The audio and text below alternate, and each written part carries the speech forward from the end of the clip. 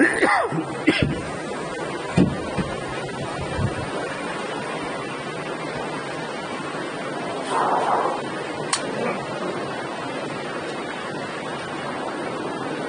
علیکم ورحمۃ اللہ وبرکاتہ۔ الحمد للہ رب العالمین والعاقبۃ للمتقین والصلاة والسلام علی سید الانبیاء والمرسلین وعلی آلہ واصحابہ اجمعین، اما بعد فاعوذ باللہ من الشیطان الرجیم، بسم اللہ الرحمن الرحیم۔ فآمن له لوط، صدق اللہ العلی العظیم وصدق رسولہ النبی الکریم الامین الامین، ونحن علی ذلک لمن الشاہدین والشاکرین، والحمد للہ رب العالمین۔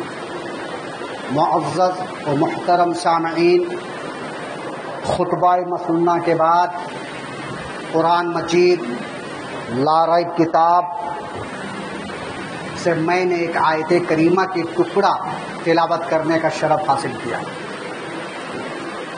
آئیے ہم سب مل کر آقائے نامدار احمد مختار مدینہ تاجدار محمد الرسول اللہ صلی اللہ تعالی علیہ وسلم کی بارگاہ بکش پناہ میں درود پاک پڑھ لے۔ اللہم صلی علی سیدنا و مولانا محمد وعلی آل سیدنا و مولانا محمد وبارک وسلم، صلاۃ و سلام علیک یا رسول اللہ صلی اللہ تعالی علیہ وسلم۔ رمضان المبارک کا مہینہ ختم ہوا، عید الفطر کی نماز بھی الحمدللہ ہم لوگوں نے پڑھے، اور پورے مہینے باجماعت نماز و تراویح ہم سب نے پڑھے، اور یہی اللہ تبارک و تعالیٰ کی بارگاہ میں دعا ہے کہ ہر سال ہمیں اسی طریقے سے رمضان کی رحمتیں، رمضان کی برکتیں نوازتے رہے، اور اس سے ہم فیوز اور برکات حاصل کرتے رہے۔ چونکہ سلسلہ بے سلسلہ حضرت آدم علیہ السلام سے حضرت ابراہیم علیہ السلام تک کا واقعہ ہم سماعت فرما چکے ہیں، اور حضرت لوط علیہ السلام کا واقعہ بھی کچھ سماعت کر چکے تھے۔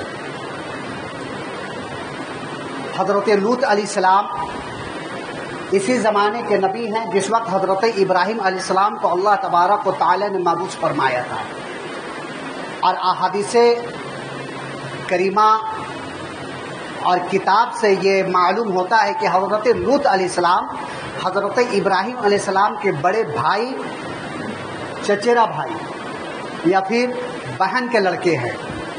حضرت لوط علیہ السلام یعنی یا چچا ہیں یا ماموں ہیں رشتے میں حضرت ابراہیم علیہ السلام، لیکن زیادہ قوی جو ہے وہ بھتیجا آیا ہے کہ حضرت ابراہیم علیہ السلام کے چچا کے لڑکے یعنی بھتیجے ہیں۔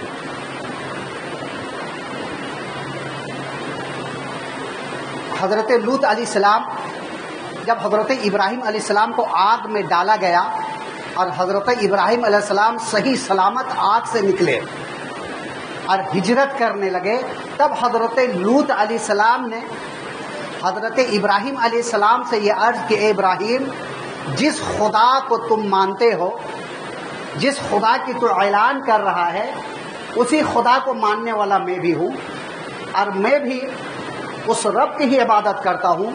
یہ تمام بت جو ان لوگوں نے اپنے ہاتھوں سے بنا چکے ہیں یا جسے پوجتے ہیں، اور اس دور میں کوئی ایسی اشیاء نہ تھی جسے لوگ اپنا خدا مان کر عبادت نہیں کرتے تھے۔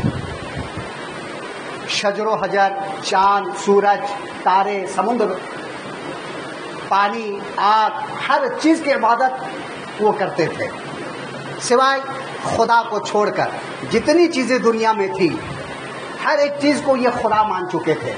تو حضرت لوط علیہ السلام حضرت ابراہیم علیہ السلام کے ساتھ ہجرت کیے۔ حضرت ابراہیم علیہ السلام فلسطین گئے، اور وہاں سے اپنے ہی دین یعنی جو صحیفے نازل ہوئے تھے اسی کی تبلیغ کرنے کے لیے حضرت لوط علیہ السلام کو وہاں سے دوسرے ملک تقریباً 80 یا 100 کلومیٹر دور فلسطین سے سعدون کا ایک علاقہ تھا اس وقت، وہاں پہ بھیجا گیا اور حضرت لوط علیہ السلام وہاں جا کر کے دین کی تبلیغ کیے۔ ہمارے آقا علیہ الصلوۃ والسلام ایک ایسے نبی ہے جو ان کے زمانے میں کوئی نبی نہیں آئے سوائے ہمارے آقا محمد رسول اللہ صلی اللہ علیہ وسلم۔ باقی انبیاء کرام کے دور میں ایک زمانے میں 2 3 انبیاء کرام نبی آیا کرتے تھے، ہر ایک علاقے کے الگ الگ نبی ہوا کرتے تھے اپنی قوم کے لیے، اور وہ تبلیغ کیا کرتے تھے۔ رسول ہوتے اور جو رسول کتاب لاتے یا صحیفے لاتے انہی کی تبلیغ نبی کرتے۔ نبی اور رسول میں فرق میں بتا چکا ہوں۔ رسول وہ ہیں جن کے اوپر صحیفے یا کتاب نازل ہوئی، اور نبی وہ ہیں جو انہی کتاب یا صحیفے کی تبلیغ کی ہے۔ تو حضرت لوط علیہ السلام، حضرت ابراہیم علیہ السلام کے اوپر جو صحیفے نازل ہوئے تھے اسی کی تبلیغ کے لیے سعدون کے علاقے میں گئے، اور وہاں کی قوم اتنی بے حیا اور اس طریقے سے گنہگار تھی کہ اس سے پہلے جتنے بھی قومیں آئی وہ گناہوں میں مولس نہیں تھے۔ جس طریقے سے قوم لوط کے قوم اس گناہ میں لگے ہوئے تھے، اور وہ گناہ کیا تھا آج بھی پایا جاتا ہے۔ اللہ تبارک و تعالیٰ سے ہمیں پناہ مانگنی چاہیے ایسے گناہوں سے۔ مرد اور مرد دونوں ایک ساتھ ملنا اور سیکس کرنا یہ اسی قوم کی رواج ہے، قوم لوط کی۔ عورتوں کو چھوڑ کر کے مردوں سے اپنی خواہش پوری کرنا سب سے بڑا گناہ۔ اللہ تبارک و تعالیٰ ایسے انسان کو قتل کرنے کا حکم دے دیا ہے۔ لواطت اگر کوئی کرے تو اسے قتل کر دو، یعنی اپنی خواہش کوئی کسی مرد کے ساتھ پوری کر رہا ہے تو اسے قتل کرنے کا حکم آیا ہے، اور یہ قوم اسی گناہوں میں مولس تھے۔ اس سے پہلے جو قومیں آئی اس گناہ میں کوئی بھی، خود اللہ تبارک و تعالیٰ قرآن پاک میں فرماتا کہ اس سے پہلے اتنے بے حیا لوگ نہیں آئے دنیا میں جس طریقے سے بے حیائی یہ لوگ کر رہے ہیں، یہ قوم کر رہی ہے۔ پہلا سب سے بڑا جو ان کے پاس گناہ کرنے کا ذریعہ تھا۔ دوسری بات یہ تھی کہ یہ لوگ محفلوں میں جہاں بڑے بڑے سردار بیٹھے رہتے تھے، آپس میں جہاں گفتگو ہوتی تھی وہاں کھلا عام زور سے ہوا خارج کرتے تھے، اور ہوا خارج کر لینے کے بعد تالی بجاتے تھے اور خوشی مناتے تھے۔ یہ بے حیا تھی ان کے اندر۔ 4 لوگ بیٹھے ہوں وہاں ایک انسان زور سے ہوا خارج کرتا اور پھر تالی بجاتا، اور یہ بھی معاشرے میں پسندیدہ چیز نہیں ہے۔ دوسری، یہ تمام قرآن کے تفسیر بتا رہا، دوسری چیز جو ان لوگوں کے اندر پائی جاتی تھی بے حیائی، گناہ کرنے کا ذریعہ، وہ کسی ایک آدمی کو پکڑ لیتے اور اس کو پیچھے سے تھپڑ مارتے۔ آج بھی یہ ہے ہمارے نوجوانوں میں، یہ پوری تفسیر قرآن میں آیا ہے۔ کیا کرتے تھے؟ کسی ایک کو پکڑ لیتے اور اس کو پیچھے سے تھپڑ مارتے، اور پھر جو آتا پھر اس کو تھپڑ مارتے، اسے ہنسی مذاق اڑاتے۔ اور یہ تمام چیز اللہ تبارک و تعالیٰ نے منع فرمایا ہے کہ ایک دوسرے کو مذاق نہ بناؤ، ایک دوسرے کو ذلیل نہ کرو۔ یہ انسان ہے، چاہے وہ جتنا بھی گرا ہوا انسان یعنی غریب ہو اس کے ساتھ مذاق نہ کرو۔ غربت کی زندگی چاہے وہ گزارے یا تم سے کمتر انسان ہو اس کی مذاق نہ اڑاؤ، قرآن میں منع فرمایا گیا۔ یار یہ تمام چیزیں جو برائیاں تھیں، یہ تمام برائیاں حضرت لوط علیہ السلام کے قوم کے اندر پائی جاتی تھی۔ وہ اپنی عورتوں کو چھوڑ کر کے مردوں کے ساتھ لپکتے تھے، مردوں کے جانب جاتے تھے اور تالیاں بجاتے تھے، اور وہیں سے یہ جو مخنث پیدا ہوا ہے، مخنث سمجھتے ہیں نا، نہ نر نہ مادہ، نہ مذکر نہ مؤنث، اسے کہتے ہیں مخنث۔ جیسے ہم عام جملے میں ہجڑا کہتے ہیں، عام جملے میں ہجڑا کہتے ہیں، یہ قوم وہیں سے آئی ہے، حضرت لوط علیہ السلام کی قوم سے ان کی پیدائش ہوئی ہے، ہجڑے کی پیدائش۔ اور ہجڑے کرتے کیا ہیں؟ ان کی یہی ہے، نوجوانوں کو پھنساتے ہیں اور پھر اس سے بدفعلیاں کرواتے ہیں۔ یہ اللہ کے پیارے نبی علیہ الصلوۃ والسلام ارشاد فرماتے ہیں کہ جہاں ہجڑے ملے اسے اپنے گھر، اپنے بستی، اپنے علاقے سے نکال دو، اپنے علاقے سے نکال دو، کہیں اس کی وجہ سے تمہارے اندر بھی، تمہاری قوم میں بھی عذاب الہی نہ آ جائے۔ یہ قوم کی پیدائش یہیں سے ہوئی ہے، لوط علیہ السلام کی قوم سے۔ یہ جو مخنث ہوتے ہیں، تالی بجانا، سیٹی مارنا، یہ انہی کی قوم میں پائے جاتے تھے۔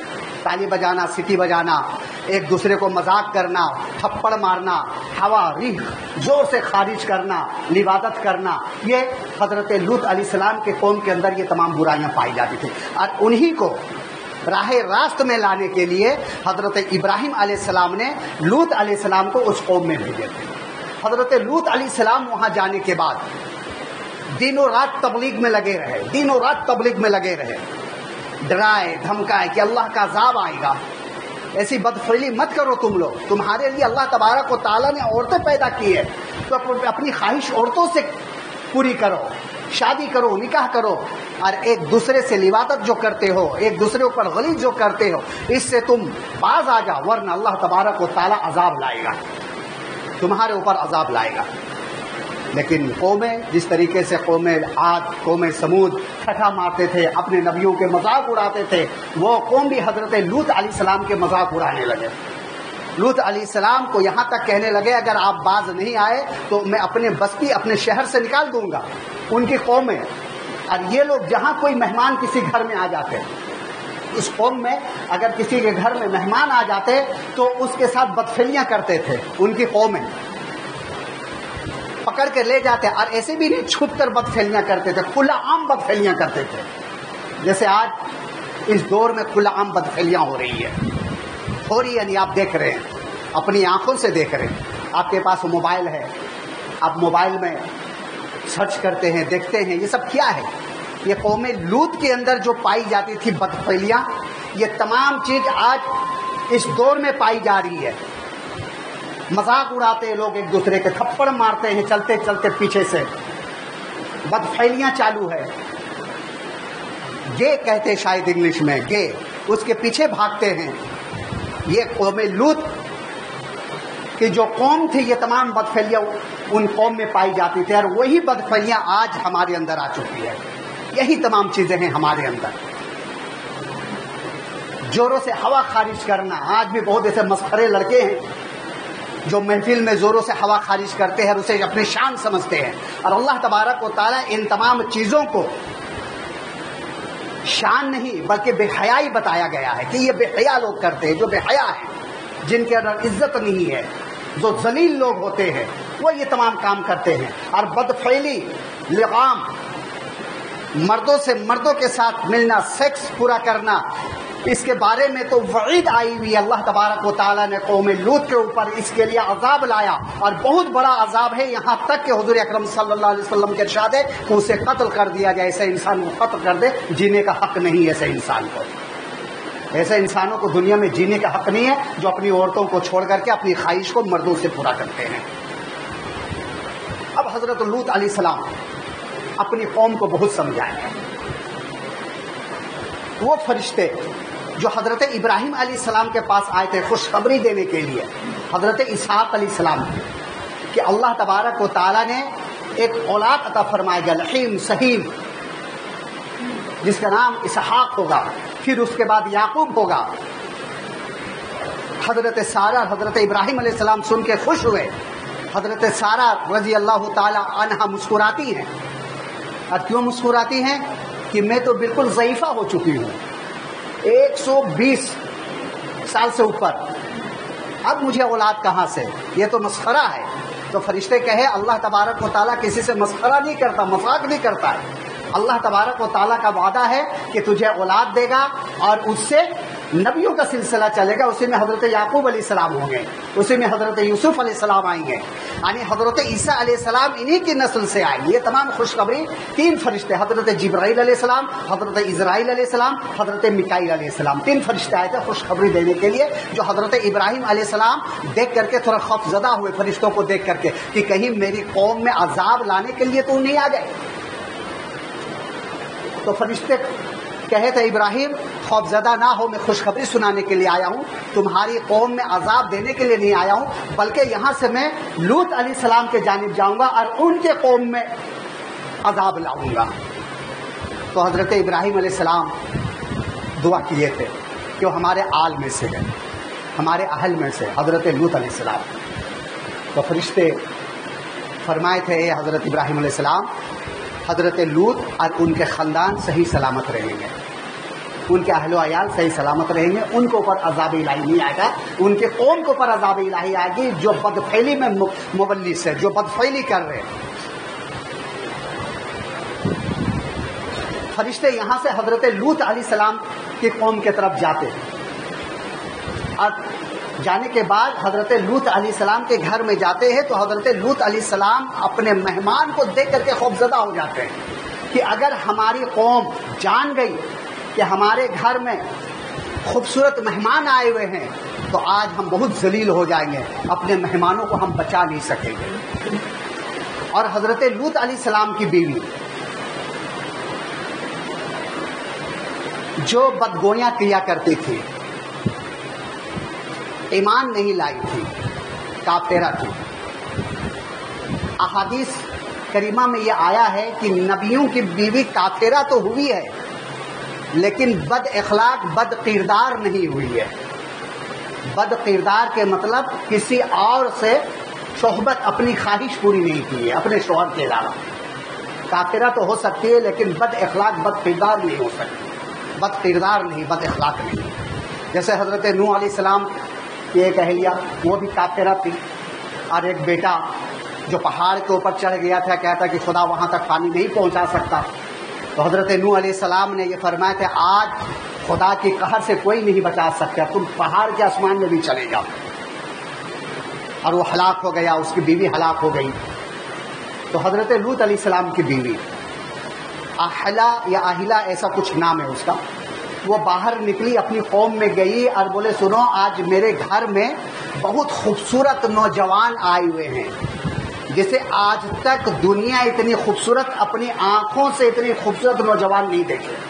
اب جیسے ہی حضرت لوط علیہ السلام کی قوم کو یہ پتہ چلا کہ حضرت لوط علیہ السلام کے گھر میں بہترین خوبصورت نوجوان مہمان آئے ہوئے ہیں جو دنیا آج تک اتنی خوبصورت نوجوان دیکھے ہی نہیں، تو دوڑ پڑے عبادت کے لیے، اس مہمان سے بدفعلی کے لیے تمام قومیں دوڑ پڑی اور دروازے کو دستک دینے لگے، توڑنے لگے۔ تو حضرت لوط علیہ السلام نے یہ فرمایا سنو، پوری قرآن کی تفسیر ہے، سنو تم ان بدفعلیوں میں مت پڑو، میری عزت رکھو، یہ میرے مہمان ہیں، ہماری قوم کی بیٹیاں ہیں، تم ان سے خواہش پوری کرو، ہماری قوم کی جو بیٹیاں ہیں ان سے تم اپنی خواہش پوری کرو، یہ ہمارے مہمان ہیں۔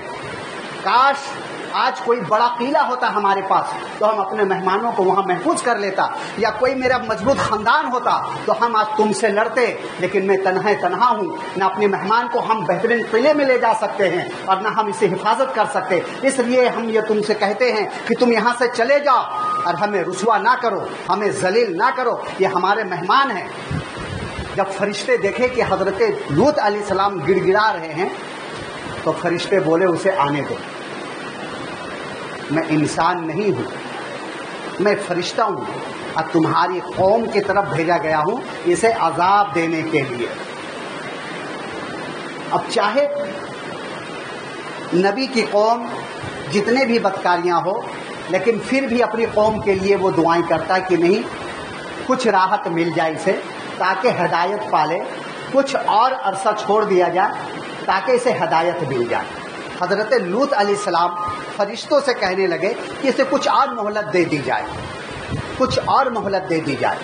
تو فرشتے کہے کہ اللہ تبارک و تعالیٰ نے ہم سے یہ فرمایا تھا کہ جب تک اسے ان تمام چیزوں میں ملوث نہ پاؤ اس وقت تک عذاب نہ لانا، اور ہم لوگ دیکھ رہے ہیں کہ کس طریقے سے یہ بازید ہے بدکاری کرنے کے لیے۔ اب کوئی مہلت نہیں ہے، بس ایک رات کی مہلت ہے، آج کی رات جو یہی رات کی مہلت ہے۔ اگر اس رات میں وہ ہدایت پا لیتے یہ قوم تو پھر اس کے اوپر عذاب نہیں آئے گی، پھر اللہ تبارک و تعالیٰ حفاظت میں رکھے گا، ہمیں منع کر دیا جائے گا کہ اس کے اوپر عذاب نہ لاؤ۔ اور اگر آج رات بھر میں اس نے ہدایت نہیں پایا تو تو پھر اسے عذاب سے کوئی نہیں بچا سکتا۔ اور آدھی رات گزر جانے کے بعد وہ فرشتے حضرت لوط علیہ السلام سے عرض کرتے کہ آپ اپنے اہل و عیال کو لے اور اس بستی کو چھوڑ دیں، اس گاؤں سے آپ نکل جائیں۔ حضرت لوط علیہ السلام اور ان کے اہل و عیال اور فرشتوں نے یہ بھی کہے تھے کہ جاتے جاتے پیچھے مڑ کے مت دیکھنا، چاہے آواز آئے یا کچھ بھی ہو پیچھے مڑ کے مت دیکھنا، تم لوگ راستے میں چلے جانا، چلتے جانا۔ حضرت لوط علیہ السلام آدھی رات گزر جانے کے بعد، جس وقت تہجد کا وقت ہوتا ہے، اس وقت اٹھتے ہیں، نماز پڑھتے ہیں اور پھر اپنے اہل و عیال کے ساتھ نکل جاتے ہیں۔ اللہ تبارک و تعالیٰ زمین کو سمیٹ دیتا ہے اور حضرت لوط علیہ السلام حضرت ابراہیم علیہ السلام کی قوم میں، ان کے بستے میں جاتے ہیں۔ ادھر فرشتے حضرت جبرائیل، حضرت میکائیل، حضرت اسرائیل علیہ السلام اپنے پروں سے 3 بڑے بڑے شہر تھے، تینوں شہروں کو اپنے پروں میں لیتے آسمان کی طرف جاتے ہیں، یہاں تک کہ کتے کی بھونکنے کی آواز اور مرغوں کی بانگ پہلے آسمان کے فرشتے بھی سنتے ہیں، اٹھاتے ہیں اور وہیں سے بستیوں کو یوں پلٹ دیتے ہیں۔ یہ منہ کے بل اوندھے گرتے ہیں آسمان سے، اب پھر گرنے کے باوجود چھوڑا نہیں جاتا ہے، بلکہ آسمان سے ان کے اوپر پتھروں کی بارش ہوتی ہے، اور ہر انسان کے نام اس پتھر میں لکھا ہوتا ہے، جس انسان کا نام اس پتھر میں لکھا ہوتا ہے وہی پتھر ان انسان کو لگتا ہے اور وہ انسان وہی ہلاک ہو جاتا ہے۔ یہ ہے عذاب الہی۔ اور جب ان بستیوں کو اوپر اٹھا کر لے کر فرشتے جا رہے تھے تو شور و غل مچ گئی تھی، شور و غل مچا رہے تھے، تو اسی میں حضرت لوط علیہ السلام کی بیوی پلٹ کر دیکھی کہ ہائے میری قوم، ہائے میری قوم آج برباد ہو جائے گی۔ تو اللہ تبارک و تعالیٰ نے ایک پتھر اس کے سر پہ بھی مارا اور اس کی بیوی وہاں ہلاک ہو گئی، حضرت لوط علیہ السلام کی بیوی۔ وہ بدکاری میں ملوث نہیں تھی، بدکارہ نہیں تھی، لیکن گناہگاروں کے ساتھ دیا کرتی تھی، جو گناہگار تھے ان کے ساتھ دیا کرتی تھی، بتایا کرتی تھی، تو وہ بھی ہلاک ہو گئی۔ جو جب ایک نبی کی بیوی گناہگار کے ساتھ دے تو وہ ہلاک ہو جائے۔ آج ہم گناہ نہیں کریں گے، لیکن جو گناہگار ہے ان کے ساتھ دیں گے تو اللہ تبارک و تعالیٰ پھر اسی کے ساتھ انجام دے گا۔ اس لیے میرے دوستو، بزرگوں، نوجوان ساتھیوں، یہ قوم لوط صادون کی طرف آپ جائیں گے، آج بھی ہے۔ اللہ تبارک و تعالیٰ فرمایا ہے کہ میں نے نشانیاں چھوڑ دی تاکہ عبرت حاصل کرے، عبرت پہنچے۔ آپ جائیں گے دیکھیں گے کہ جن کے اوپر جس طریقے سے پتھر گرا ہے وہ وہی ہلاک ہو گیا ہے، پتھر بن گیا ہے بالکل۔ تو یہ تمام قرآن شریف میں جو یہ آیتیں آئی ہوئی ہے، اتری ہوئی ہے، یہ ہماری ہدایت کے لیے ہے کہ ان گناہوں سے باز آ جاؤ۔ ہنسی مذاق، ٹھیٹھا، تالی بجانا، سیٹی بجانا، لوگوں کو مذاق اڑانا، پیچھے سے چماٹ لگانا، یہ تمام چیز اسلام نے خارج کیا ہے۔ تمام چیزوں سے پرہیز کرو، ورنہ پھر عذاب پانے کے لیے تیار رہو۔ یہاں تو عذاب نہیں آئے گا، اس لیے کہ اللہ تبارک و تعالیٰ نے وعدہ کیا ہے کہ اپنے آخری پیغمبر مدنی تاجدار محمد رسول اللہ صلی اللہ علیہ وسلم کو پر وہ تمام عذاب نہیں لائے گا جو اور قوموں کو پر عذاب آئی ہے، لیکن مرنے کے بعد جہنم کے عذاب اور حشر کا میدان یاد کرو، اور قبر جو پہلی رات ہوگی، پہلا سفر ہوگا، اسے یاد کرو۔ یہ تمام چیزوں سے بچے اور بچانے کی کوشش کرے۔ یہ تمام لغو چیز، یہ تمام فواحش، یہ جتنے بھی گناہ ہے، اللہ تبارک و تعالیٰ نے ان تمام گناہوں سے ہمیں پرہیز کرنے اور رکنے کا حکم دیا ہے۔ اگر کوئی اس میں ملوث ہے تو توبہ کرے اور اللہ تبارک و تعالیٰ کی بارگاہ میں گڑ گڑا روئے۔ اللہ تبارک و تعالیٰ ہم سب کو معاف کرنے والا ہے۔ ایک اعلان ہے، سماعت فرمانے۔ تعمیر اسماعیل مسجد فیض آباد میں، یہ بہت دنوں سے حضرت آ رہے ہیں اور آخری کام باقی رہ گیا اس مسجد کا۔ آپ ہی لوگ کی تعاون سے یہ مسجد مکمل ہو چکی ہے، آخری کام باقی ہے، جاتے جاتے تعاون کرے اس مسجد کے لیے تاکہ جو کام باقی ہے وہ پورا ہو جائے۔ اللہ تبارک و تعالی اس کے بدلے میں جزائے خیر یہاں بھی عطا فرمائے گا، وہاں بھی عطا فرمائے گا۔ استغفر اللہ ربی من کل ذنب واتوب الیہ وآخر دعوانا والحمد للہ رب العالمین۔ اور آپ کھڑے ہو جائیں اور سب دوست کرنا چاہیے۔